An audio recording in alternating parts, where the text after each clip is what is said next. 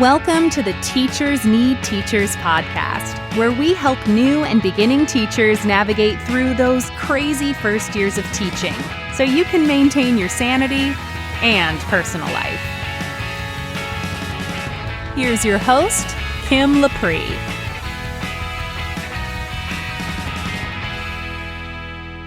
Welcome to the Teachers Need Teachers podcast, episode number 26.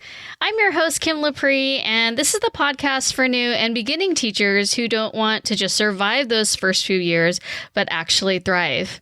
I'm so happy that you guys are here with me today. I have a really awesome interview with a science teacher, Erin Sadler from Sadler Science.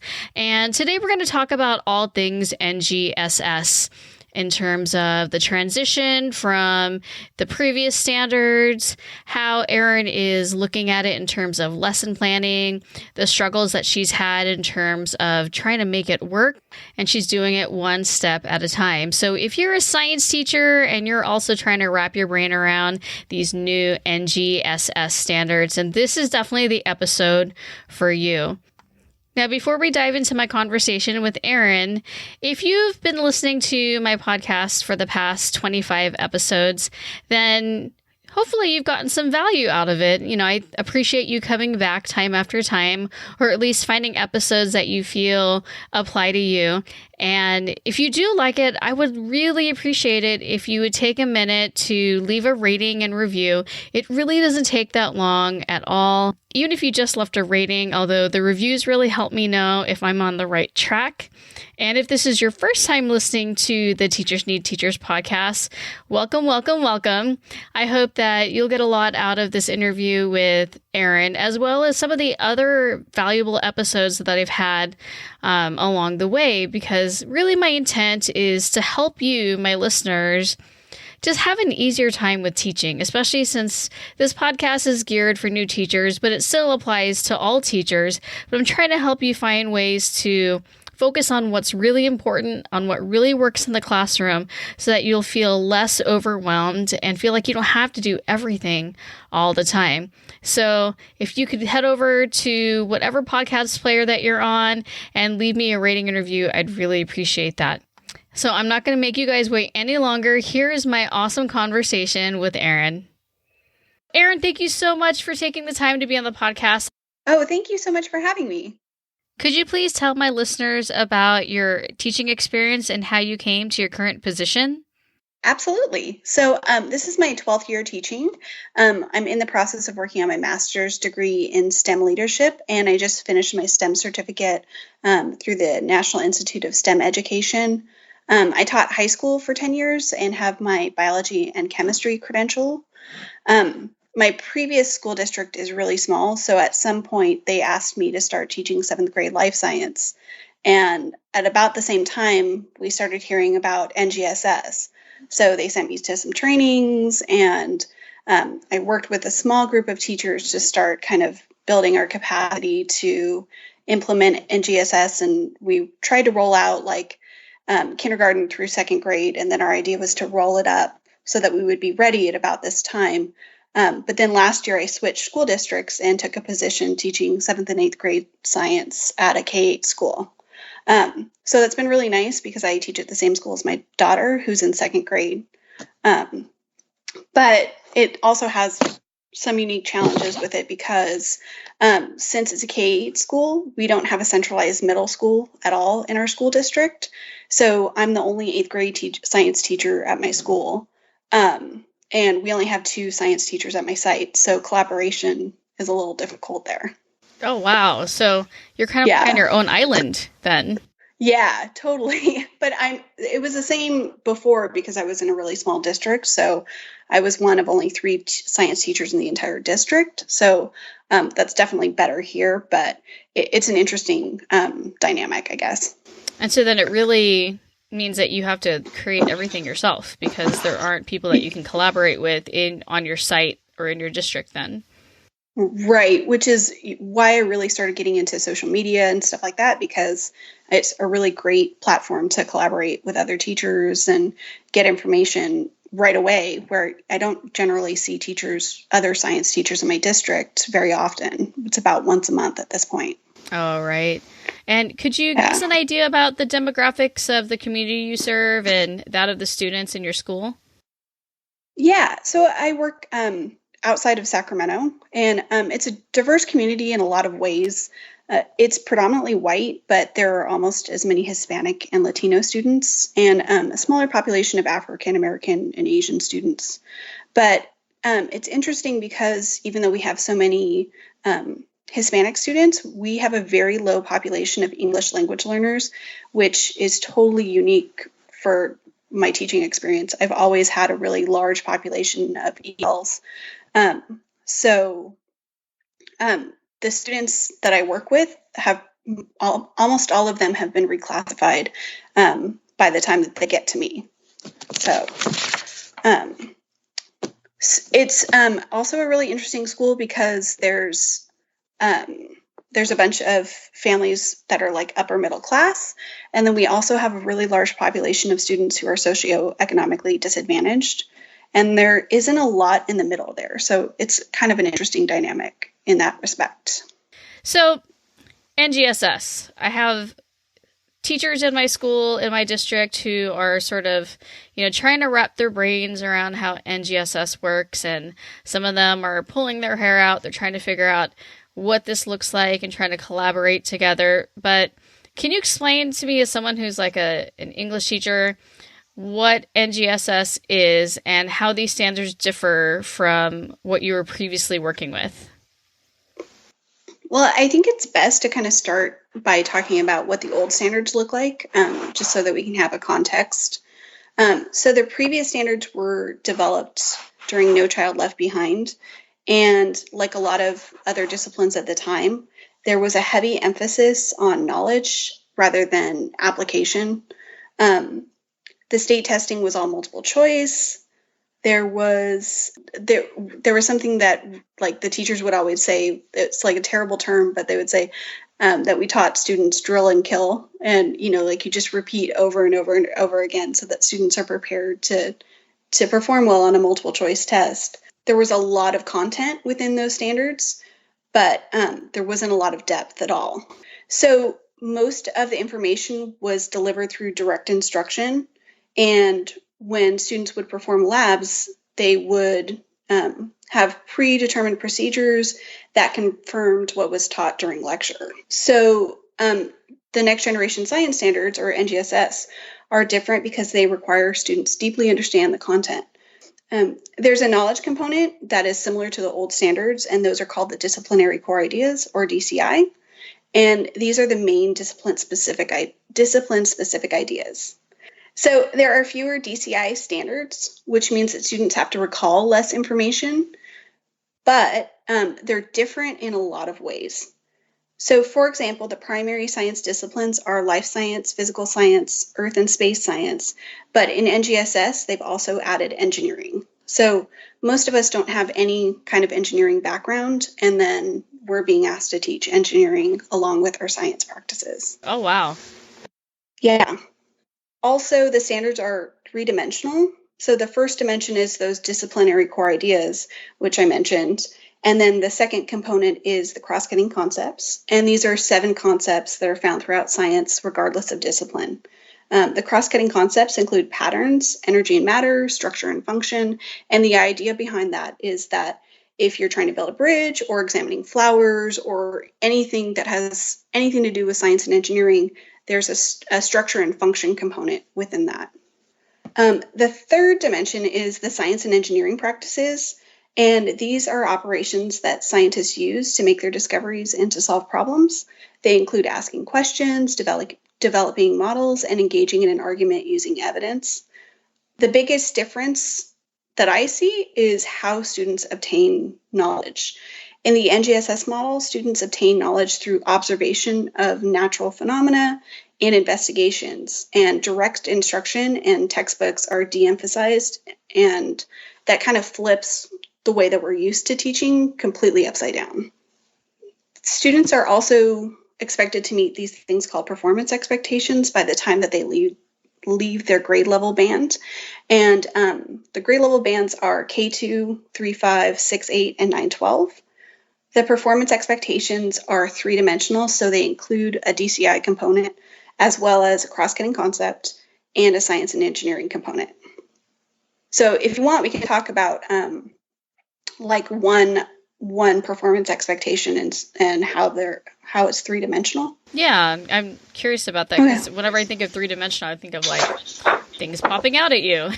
Right. So for example, a performance expectation is MS ESS 1-3. So it's MS for middle school. ESS is for Earth and Space Science, and then the 1-3 is just the number of the performance expectation.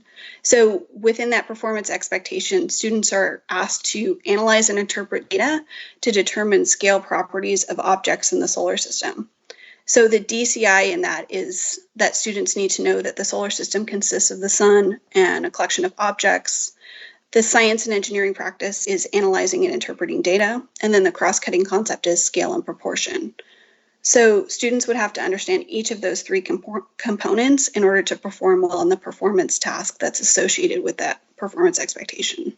Now, are they learning these concepts through direct instruction from you, or is it kind of like, here is some information, what do you observe, here do you figure it out, or do you give them vocabulary? Like, how does that work now since you're not just doing textbooks and drill and kill?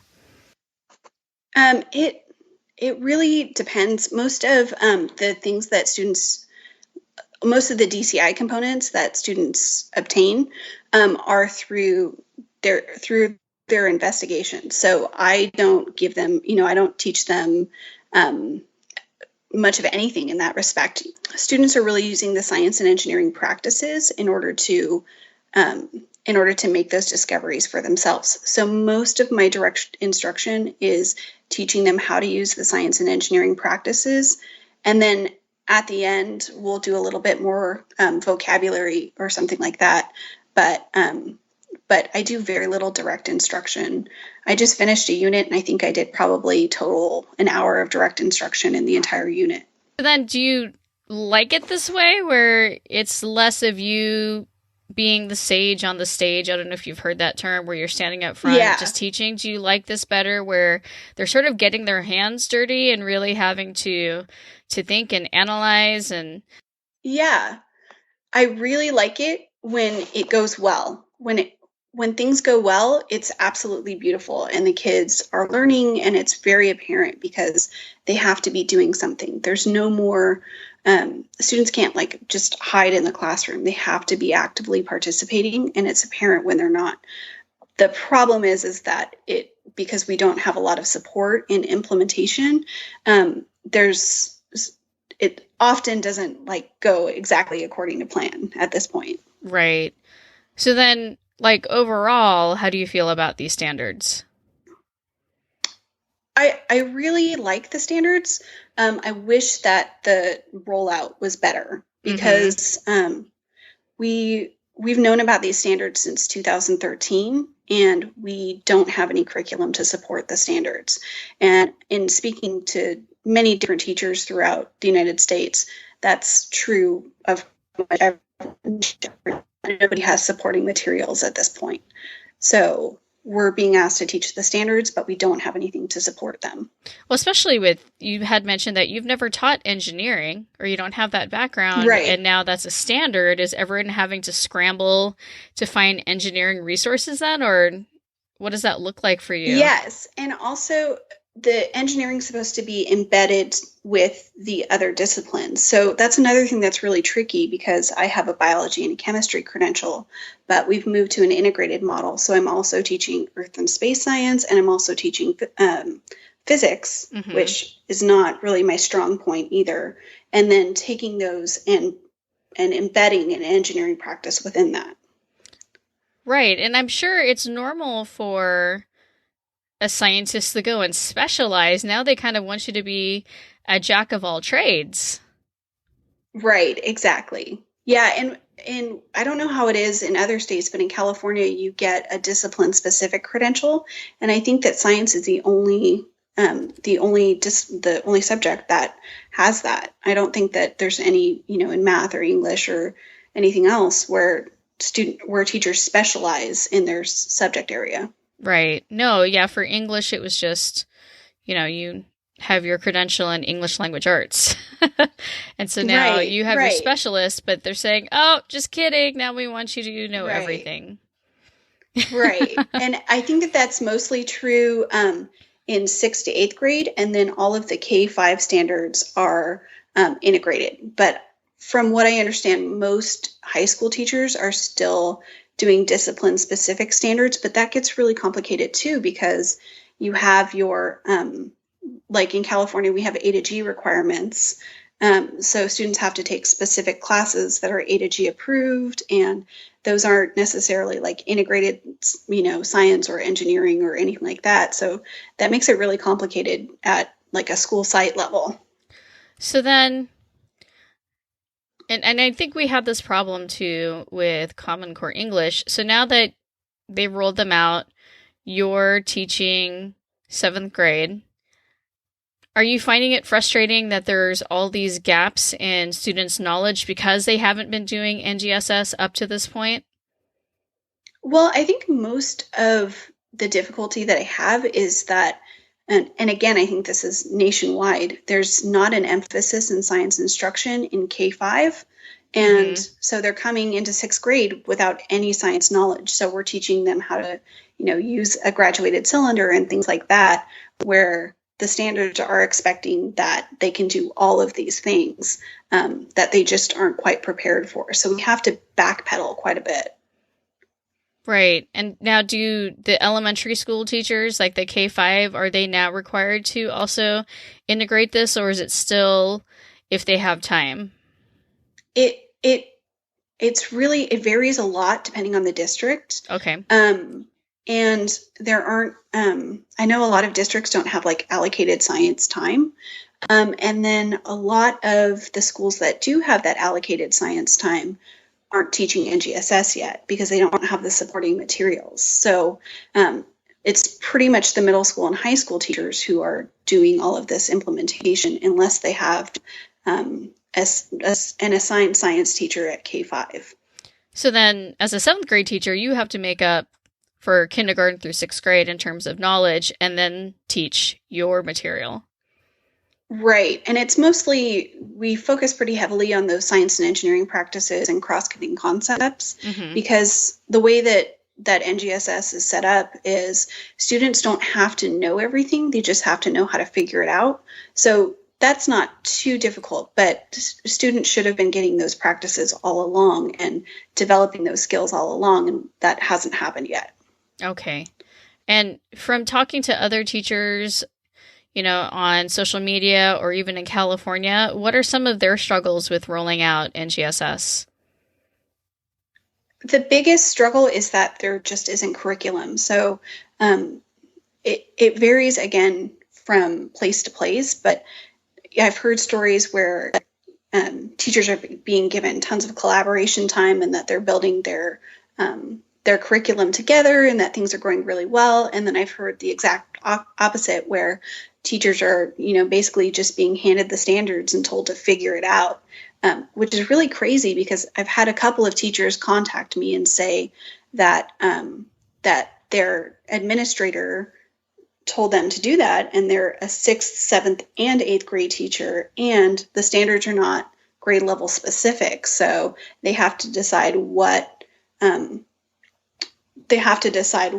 standards are going to be associated with each grade level and how they're going to roll that out. And it gets really crazy and complicated if you don't have a lot of support.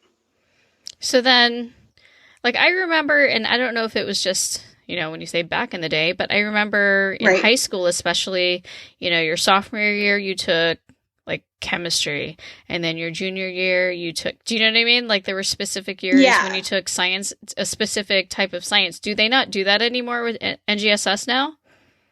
They do, but like I said, it becomes complicated. So in California, some schools used to do earth science as for freshmen, But a few years ago, they stopped kind of doing that for most freshmen because it wasn't A to G approved, so it didn't count towards, going to college. So they stopped doing that, and most schools don't have an earth science program anymore. But then then we're being given the earth and space science standards. So then we have to figure out how to put those back in to the already existing classes. So some schools are like taking those earth and space science standards and dividing them up into like biology, chemistry, and physics.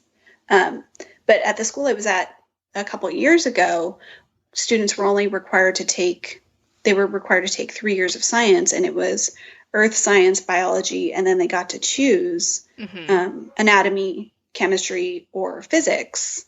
And so they were missing like huge pieces of what they were supposed to have for NGSS. Right. And how has your experience been in terms of, implementing NGSS and the kind of support that you're getting from administration, and not just with you, but what you've heard from other teachers? I have a really supportive administration, and they're very clear about communicating that we should just do the best that we can with what we have, and that I don't feel pressured to get it right the first time out or anything like that. But I do think that a lot of teachers are feeling immense pressure to figure this out without any support. And it's really difficult for administrators to understand, unless they have a science background, how truly different these are. So I think that a lot of teachers or a lot of administrators think that we just are taking the same things that we were teaching before and putting them in a different order. And that's not true at all. So I get a lot of messages from teachers who are just feeling totally lost. And a lot of people who are really looking at leaving the profession, I think, which I haven't heard for a long time, that big discontent in the science teacher community. Oh, wow. Well, and, from listening to you describe it, it's actually completely reworking how you teach science.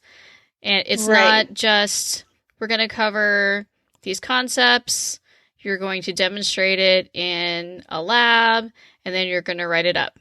Now, especially when you're talking about those cross-cutting concepts and, weaving engineering in there, you're trying to come up with these products or maybe performance tasks that involve so many different aspects of science. You're pulling in all these different things. Did you say it's DCI? Yeah, the disciplinary ideas. The DCI, and then you have the cross-cutting concepts, and you're trying to find something authentic for them to do and investigate and still learn all of these standards at the same time. And you have to come up with it on your own with the materials available to you. Right. And so if you're really doing NGSS really well, they want you to build something called a storyline, which basically takes a phenomenon and students investigate that phenomenon, and then they learn a little bit more about that phenomenon and perform a task, and then they get a new phenomenon. And those are supposed to be completely and totally related to each other and drive student instruction. So it really takes a lot of pre-planning in order to make that happen and to flow the right way. And there's just no way to have that much time. And I can't imagine with how new these are that you're there yet. I could see it would take a couple years to know even which phenomenon you want to explore that kind of weave into each other, right? You have to see even which units of study work in the first place. Right. And even, just trying to figure out what phenomena students are interested in, because sometimes you're like, man, this is awesome. And then you do it and the kids are like, oh, we don't care. So, you kind of have to throw everything out and start over, because if they're not engaged and they're not doing those investigations in the way that they need to in order to obtain that information. So then how has this changed the way that you think about lesson planning in terms of where do you start when you're building a unit of study? So usually what we have to look at is bundling the standards or the performance expectations and trying to figure out how they kind of fit together, and then building a storyline around that. So kind of, it's almost like putting together a puzzle where you're just kind of like, I just take a bunch of Post-its and put my performance expectations on it and move it around until I can kind of see a connection that I can show my students. And from there, then I have to figure out how I'm going to get them to figure it out on their own.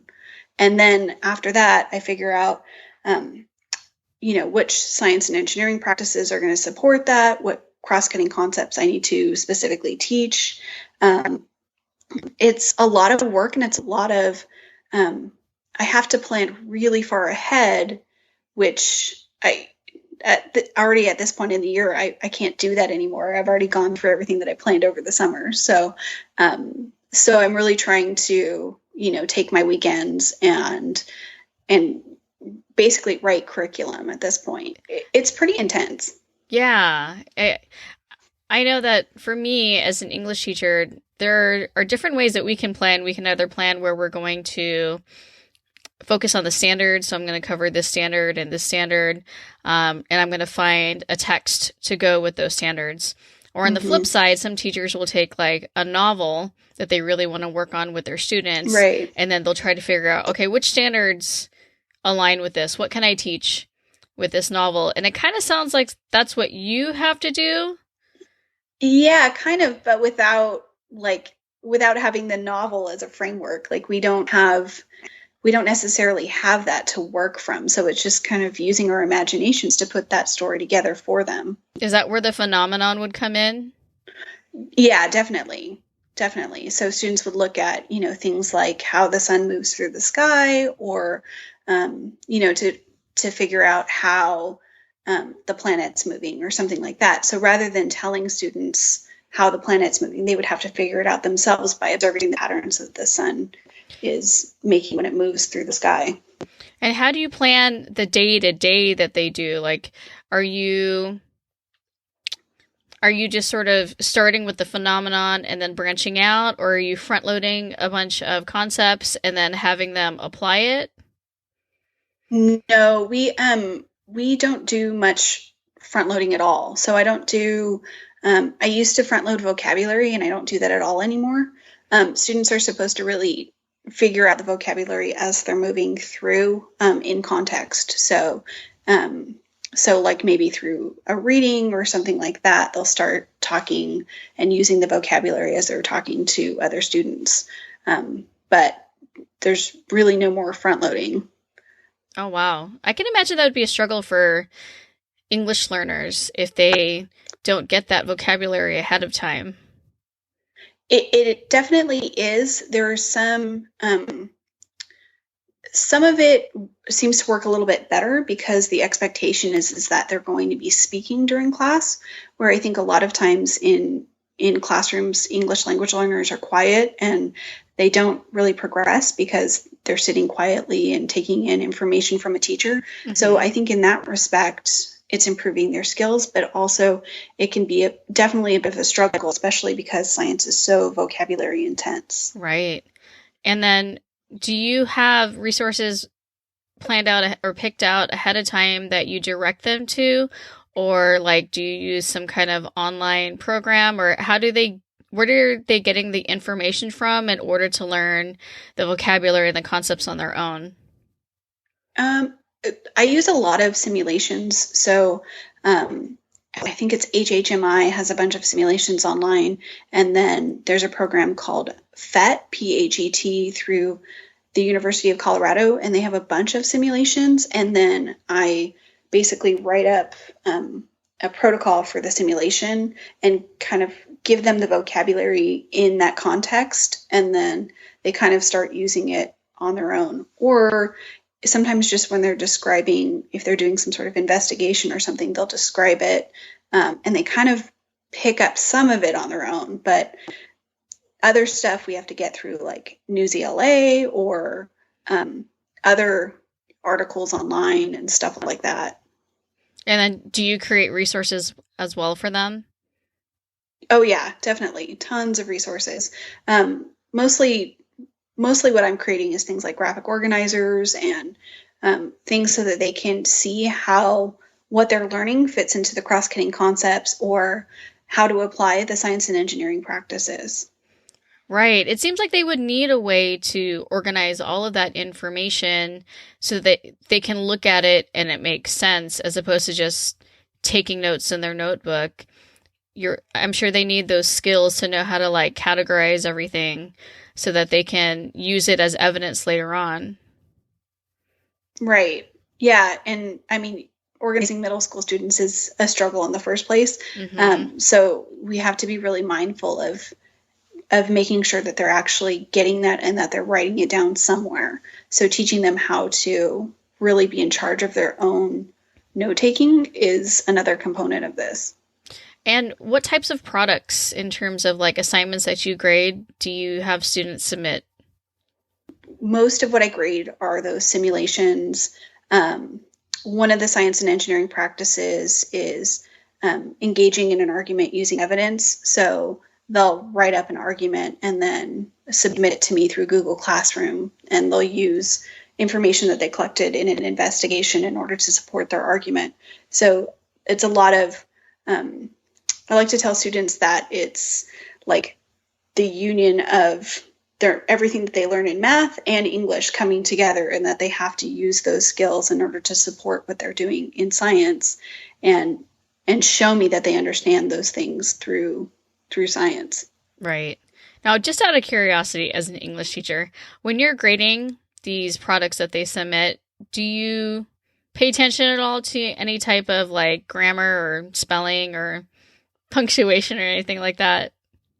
I don't grade them if they have poor spelling or grammar or anything like that. I don't take points away, but I do just mark it on Google Classroom. I just put a little comment and tell them, but I don't take away points for that.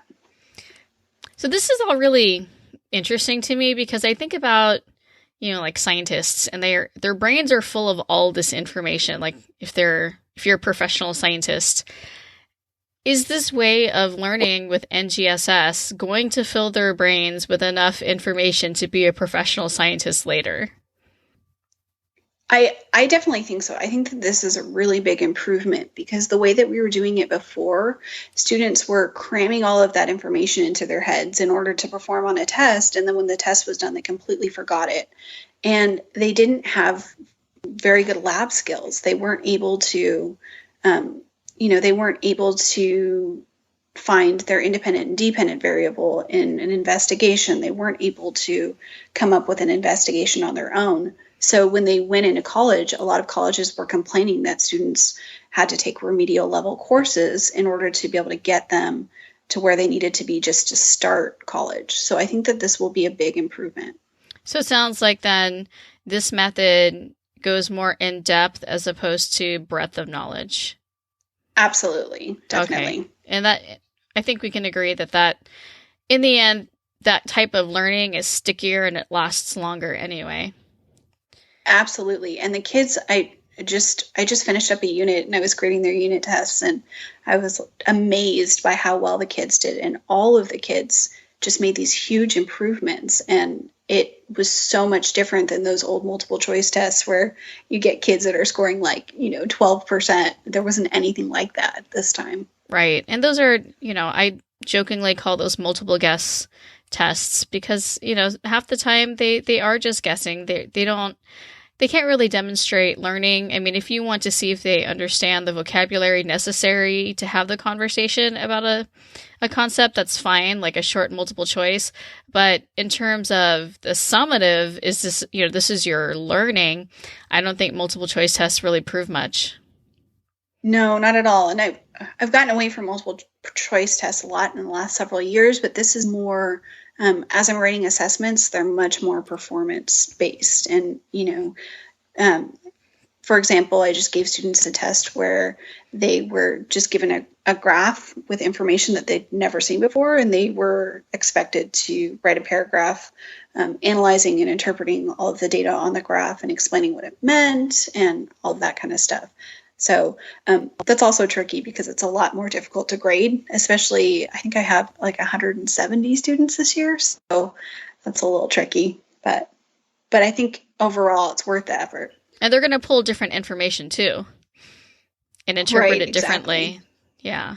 Exactly. But I'm sure if their reasoning is sound, regardless of the conclusion that they make, if they can back it up, that's probably going to count for them, right? Right, exactly. Yeah, and I think that that's why I'm seeing them perform so much better on these assessments, because it's not like right or wrong. It's can you support this? Yeah. Now, I am a proponent of more of a like standards-based or mastery-based type grading. Do you think that way of grading works with NGSS? And if so, what would that look like? Yeah, I think it will work very well. I'm also a proponent of that, but we haven't quite gotten there yet. And I think that because everything is, kind of crazy and in limbo right now, I try to err on the side of the students as often as possible. So if I can give them credit for some kind of activity that isn't necessarily a performance task or something like that, at this point, I feel like I should. But I am leaning towards doing standards-based grading once I kind of have my ducks more in a row. But if you look at those performance expectations, all of those performance expectations are written so that they can evolve into a performance task. And what I've seen some teachers do, like at the California Science Teachers Association convention last year, there was a group that took those performance expectations and wrote performance tasks, and students were exclusively graded on how they performed on the performance task. And some of them were like writing based. Some of them were like building cars and stuff like that. And then students were given the opportunity to retake that if they needed to, but their entire grade was based on those performance tasks.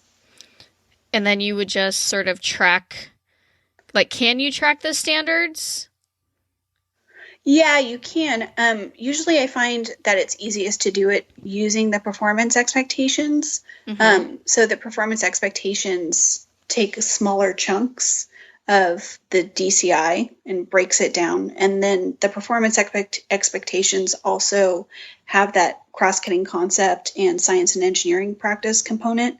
So when I'm like looking at standards-based grading, I would look more at the performance expectation than I would at the DCI or anything else.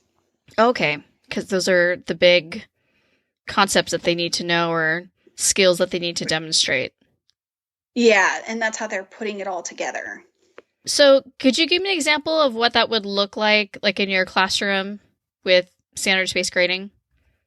Yeah. So, for example, a middle school physical science performance expectation is that students will develop a model that predicts and describes changes in particle motion, temperature, and state of a pure substance when thermal energy is added or removed.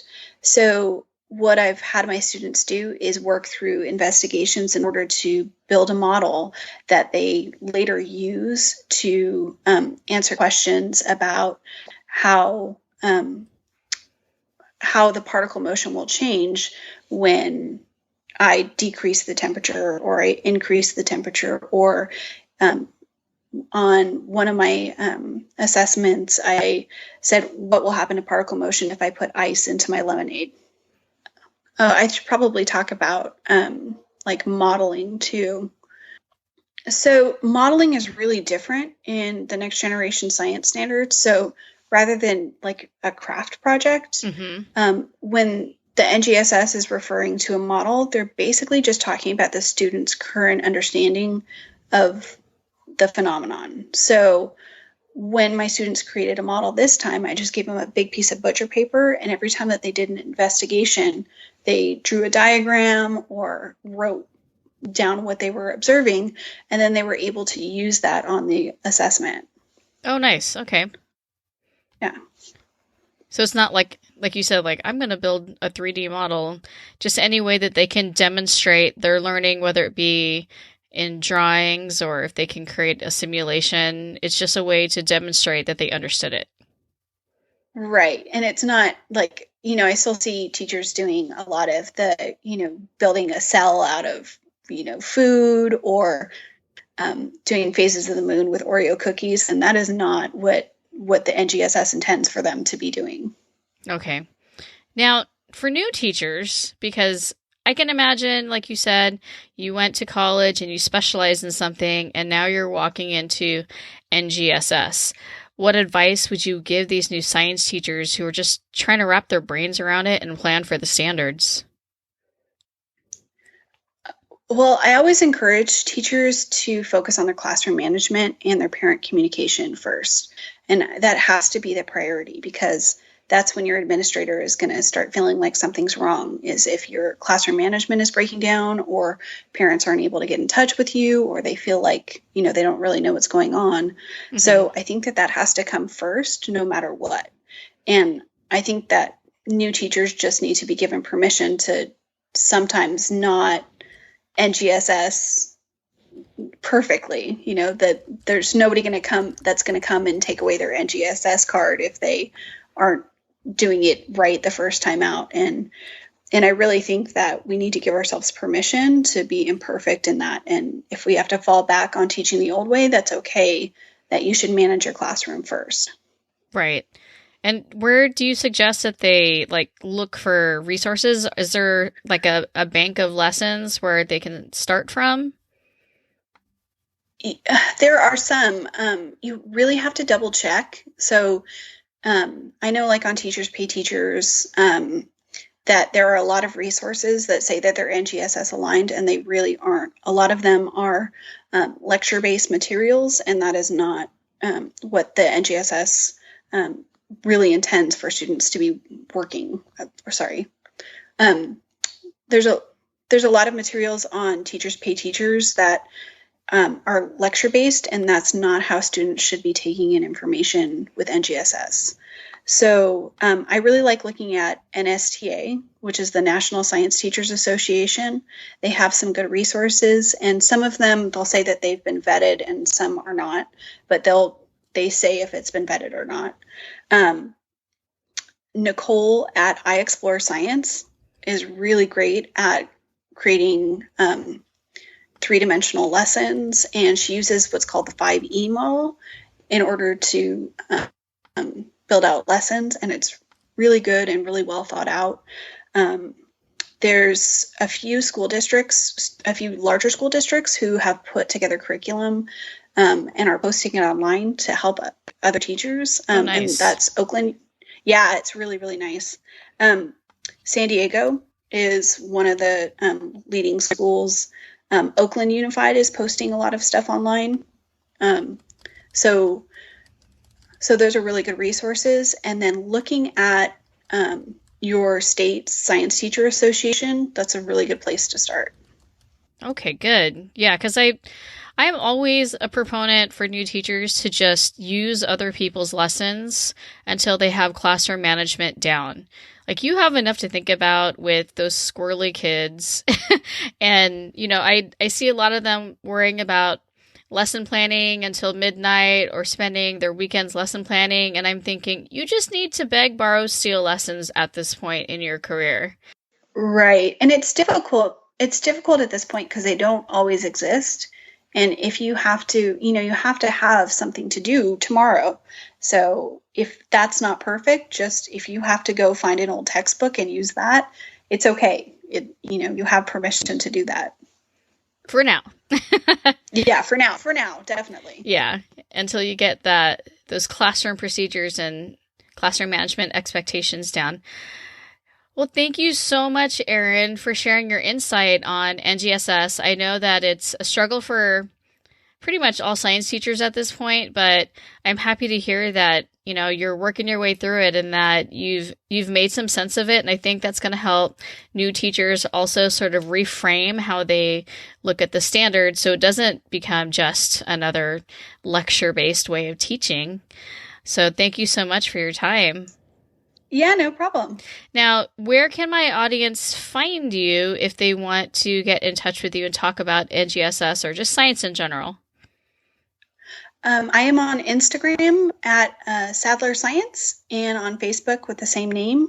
You can find me on Twitter at Sadler Sci, SADLERSCI. And my blog is sadlerscience.com. And then I also have a Teachers Pay Teachers store, which is also called Sadler Science. Awesome. And I will put those links in the show notes for you guys so that you can get a hold of Erin and you guys can talk shop, because I am not a science teacher, but I know that a lot of you are out there and that this is the type of help that you need. Well, there you have it, you guys. My amazing conversation with Erin as we weave through the complexities of the NGSS standards.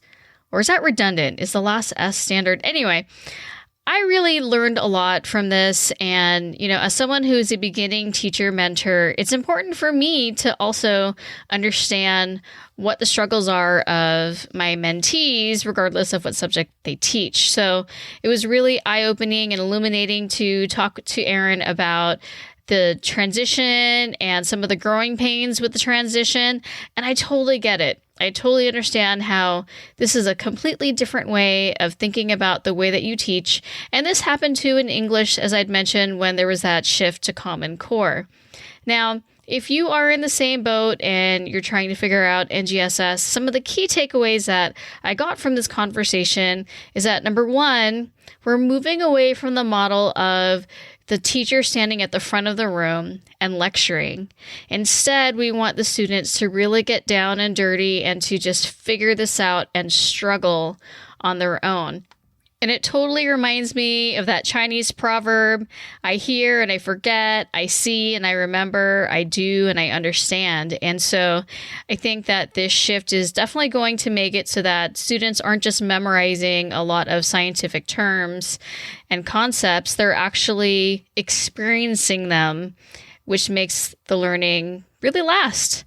Another thing that I took away from the conversation with Erin is that lesson planning is also going to be different, and it's actually far more complicated than it used to be. The different subject areas like biology or chemistry or engineering, those were independent of each other, and now they are interdependent and they need to be planned in conjunction with each other. So I can see why that would be a little bit difficult.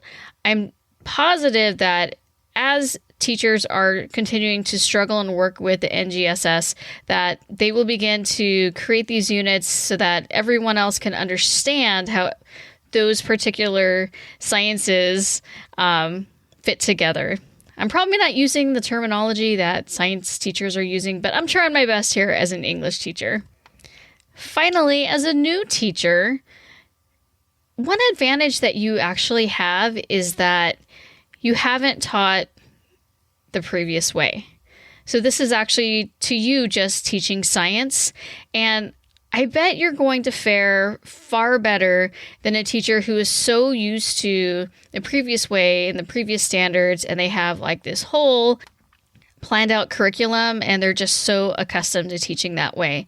So as a new teacher, I absolutely recommend that you borrow or maybe even buy lessons as you're starting out. That way you can focus on your classroom management, your parent communication, things like that actually impact the day-to-day. You can get lesson planning down later. But the reason why I wanted to have this conversation with Erin is to sort of make sense of it so that we can all understand the struggles, we can help each other out, and know that in time, it's all going to come together. It always does. Now, if you want to get a hold of Erin, or if you want some of those websites that she had mentioned where she gets some of her lessons, you can go to teachersneedteachers.com/26, and I'll have the links in there. I also have it in the show notes, so whichever podcast player you're listening on, if you go into the show notes, you'll see the links there as well. And I really appreciate you coming and sticking around to the end of this episode. If you'd like to be on the Teachers Need Teachers podcast, or if you have any questions, please feel free to email me at kim@teachersneedteachers.com. Have a fabulous week. Thanks for listening to the Teachers Need Teachers podcast. Love this episode? Head over to Apple Podcast or Google Play to subscribe, rate, and leave a review.